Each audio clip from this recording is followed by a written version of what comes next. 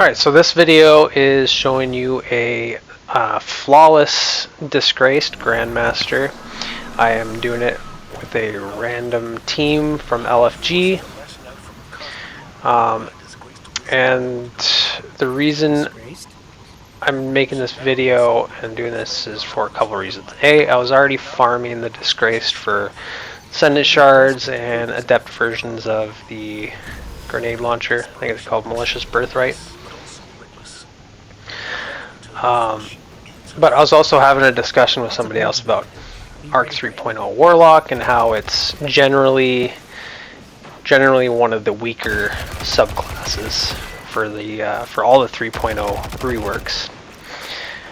One of the reasons being that the supers aren't very strong, and just in general, a lot of the traditional Warlock abilities are underwhelming on Arc compared to the other Arc or the other Warlock abilities and the other builds that are kind of meta this season, which is Storm Grenades, Touch of Thunder Titan, 1-2 Punch Shotgun, Assassin's Cowl Hunter. And so Warlocks aren't getting too much love out there. You don't see a whole lot of solo Grandmasters or even really Master content where people are rocking Stormcaller. But I have found, at least for me doing solo Master content, that the Stag build that I've been using almost exclusively on Arc Warlock has been pretty good. So I wanted to take it into Grandmaster to test it out, and with the intent of playing more of a support role. So if I was doing this, for a solo run, I would have built it out a little different, and I probably would have been a little more hesitant to use Stormcaller solo. But I do feel that Stormcaller with the 3.0 rework plays a pretty good support role. So I show my build at the end of the video. If you want to skip ahead, you can, but I'll explain a few things as we go here. So the Stag, which is the exotic helmet I'm using, gives you like a buffed rift. Whether you're using empowering rift or healing rift, you get damage resistance while you're standing in your rift. And I believe also, if you're near your teammates, your rift recharges faster. Not only that, but your teammates also benefit from your rift. I believe they benefit from the extra damage resistance, is what I'm saying.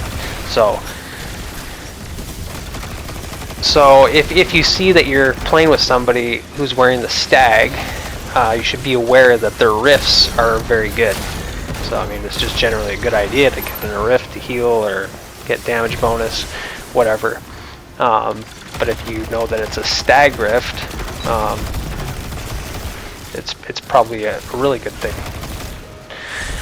Not only that, but I'm using the Arc Soul aspect, which just synergizes really well with spamming rifts the whole time, because you're always going to have an Arc Soul up, and your Arc Soul has a 12-second timer on it, and every time you leave your rift and go back in, I think it refreshes the timer on your Arc Soul. So you can permanently have your Arc Soul up if you have like 100 recovery, and in my case I'm using that kickstart ability on the class item for the bond for the Warlock, which gives you class ability back every time you use your class ability. It's the stasis one. Can't recall what it's called, but you'll see it at the end there. So you'll see whenever I pop my rift, I get like 10-20% of it back. Then my 100 recovery is making the cooldown faster, having my teammates nearby is making the cooldown faster, and also producing ionic traces makes the cooldown faster. You can see I'm getting a lot of ionic traces, and I'm not even focused on Jolt, because with the aspect electrostatic mind, you get ionic traces by killing enemies that are blinded or jolted. And because this isn't a traditional Warlock grenade build, because, well, Titan's got the OP grenade aspect this time around, and Warlocks are just kind of left with the plain old versions of all the grenades. The only way that you can make them better is by adding Spark of Shock, for example, to get some jolt out of them. But I wanted to mainly focus on, well, 100 resilience, obviously, and I wanted maximum recovery so that I could constantly have a Stag Rift up for myself and my teammates for that damage resistance, and for the Arc Soul. And the Arc Soul is actually pretty powerful when it's when you get amplified. Your Arc Soul does even more damage. Not only that, but especially with chaff when you don't have radar, the Arc Soul is handy to have, because if an enemy sneaks up on you out of nowhere, your Arc Soul is going to know, and it'll start shooting. So it kind of gives you a cue to let you know that, hey, somebody's nearby. What's my Arc Soul shooting at? Turn around, shoot the enemy.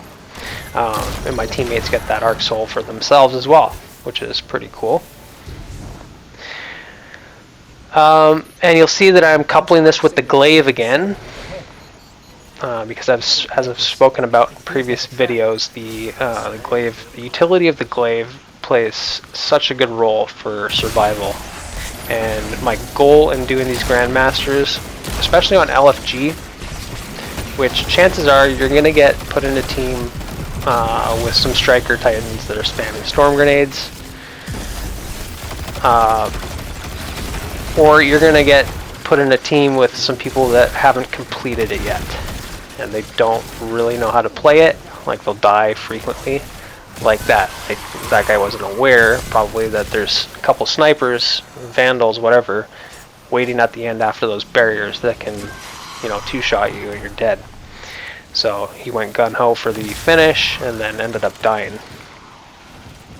And then, so yeah, so my goal was to be able to res my teammates. Not only that, but as I was talking about electrostatic mind with the blinding effect and getting ionic traces, well, the blinding, so I'm using flashbang grenades. Because I'm not running a high discipline, I'm like tier 8 discipline, which isn't bad. I wanted a short cooldown on my grenades, and flashbangs have the shortest cooldown out of all the arc grenades at 1:30. But not only that, it synergizes well with electrostatic mind. And I didn't feel the need to use two of the fragments that I would normally use, like with Striker, for example. So I didn't need Spark of Shock to jolt, even though jolting is nice, but flashbangs just generally aren't like, you know, a high damage grenade. It's nice if you want to add jolt to them, but it's the utility of the flashbang does what you need it to do. It blinds the enemies. So, you know, and and it's in a pretty big radius too. So if there's a whole wave of ads that are blinded, you know, they're not gonna be a threat, which makes it easier for you to take them out afterwards. See, so here both my teammates are dead, and this is a pretty intense wave here with the two barriers, especially if Navoda is still up. But yeah, you can see with my Rift and the Glaive, we can totally absorb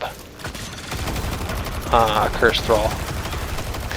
But yeah, like I was saying, so my goal was to be blinding, basically just being a support role. And Stormcaller does it very well because they have benefits for blinding. No other, I don't believe any of the other classes, Hunter and Titan, they don't have any synergy with blinding. So So yeah, the blinding grenades worked out really well. I can blind all the ads for my enemies, and get ionic traces back for killing them. And because I saved on 2 of the fragments that I normally use, like I was saying, I'm not using Spark and Shock to jolt because I don't care about using my grenade to jolt. I have my melee to jolt if I really want to jolt something. So when I use my melee, I also get ionic traces because it jolts like chain lightning. Not ball lightning. Ball lightning doesn't do anything, and it's just, I find generally it's not a very good melee ability to use.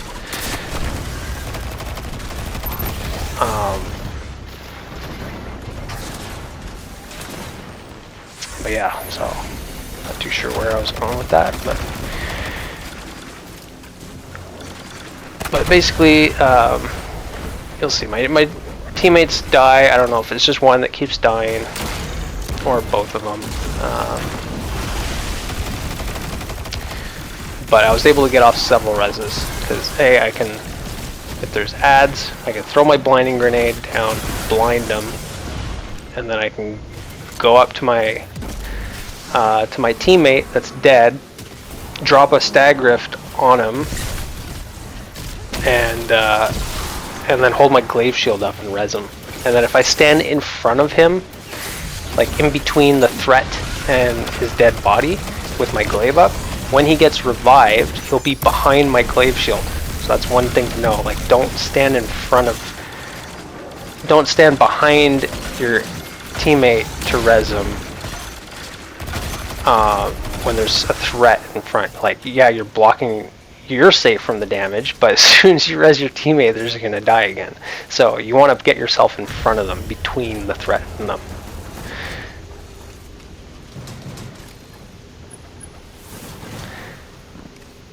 Yeah, it was just a fun support role to play, and I think it catches a lot of people off guard. I've actually had a couple people leave my team, and it does happen often with LFG. If you join somebody and they say know what to do or whatever, you know, it's typical that they inspect your loadout and what you're using, and it's not very common to see many Stormcallers running GMs. But I think a large part of that is because they haven't really found a niche role, and I feel like this is a pretty good role for Stormcaller. I don't think it'd be all that great for soloing, but I'm sure I can come up with something. But so that reminds me of what I wanted to say about the fragments that I'm using. I'm not using Spark of Shock. I'm not using Spark of Magnitude, because flashbangs don't benefit from Spark of Magnitude, and I'm not using Spark of Ions. Spark of Ions is the one that gives you ionic traces for killing jolted enemies. I don't need to do that because I get ionic traces from Electrostatic Mind for killing jolted or blinded enemies.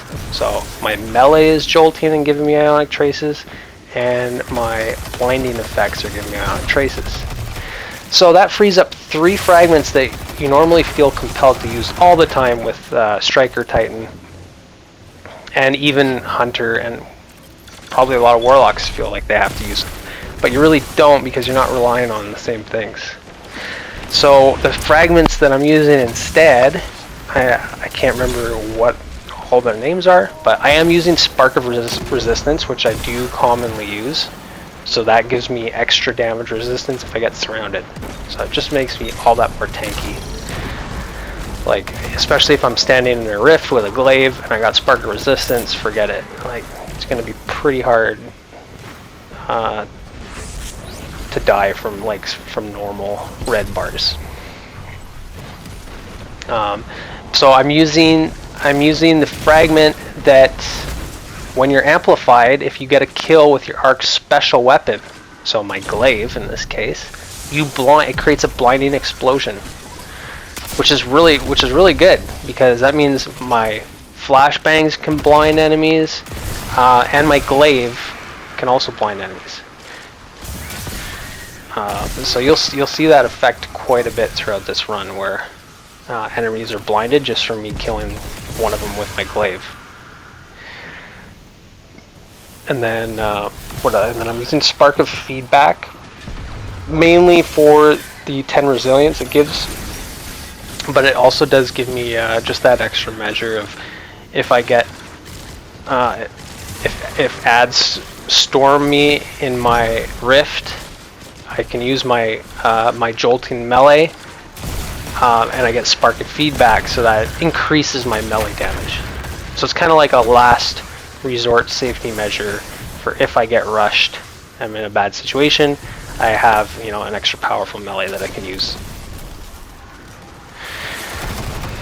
And what's the other? And then I'm using the other fragment, which gives me increased melee and grenade ability regeneration when I'm critical on health. So if I'm in my rift, I get critical. Well, it doesn't matter if I'm in my rift or not. But if I get critical, I'm going to get my grenade and melee back faster, which can come in handy. You know, especially if you're critical, you're trying to get away.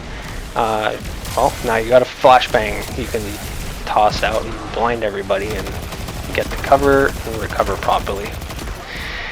But that, with all that said about the Stag Rift, it's you're definitely not invincible. Like on Master content, I did solo flawless Master Glassway with the Stag Rift, and I was literally able to put my Rift down and stand in the boss's Void Blast without dying, and just do DPS on Belmont the boss. He wasn't able to kill me, but on Grandmaster that's not the case. Like these Unstoppables will kill you pretty fast. Navoda will as well. But yeah, if you're comboing Stag Rift with Glaive Shield, it is hard to die.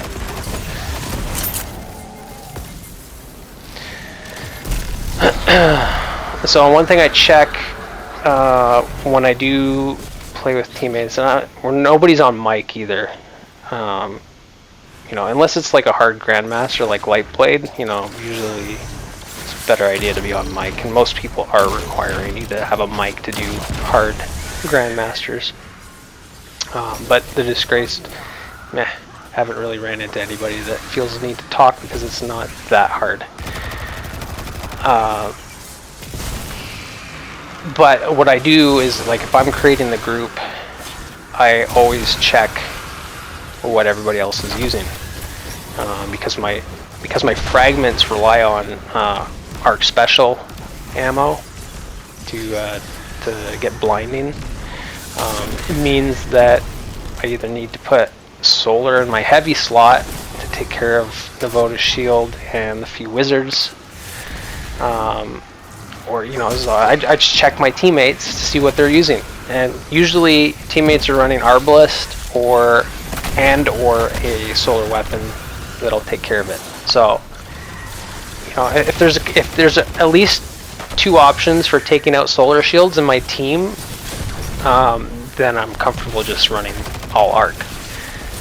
Not only that, but like for my mods to get elemental wells, my elemental wells are you know, recharging my abilities, but at the same time they're also charging me with light because I'm running elemental charge. And then I'm using high energy fire, so when I'm charged with light, I get extra damage.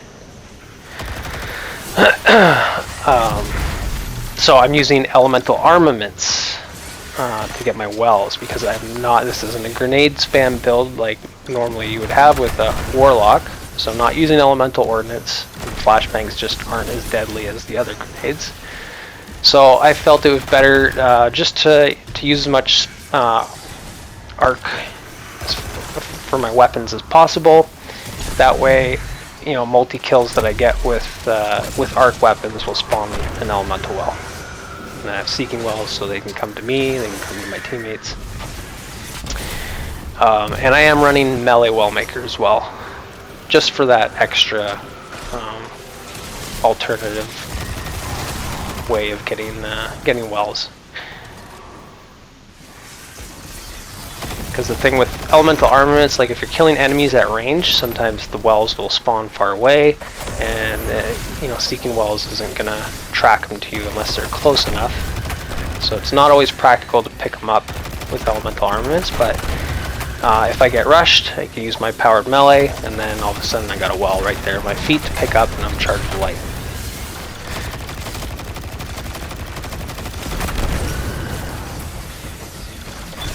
So basically I'm trying to hold this down here so we can finish the boss off at the last phase.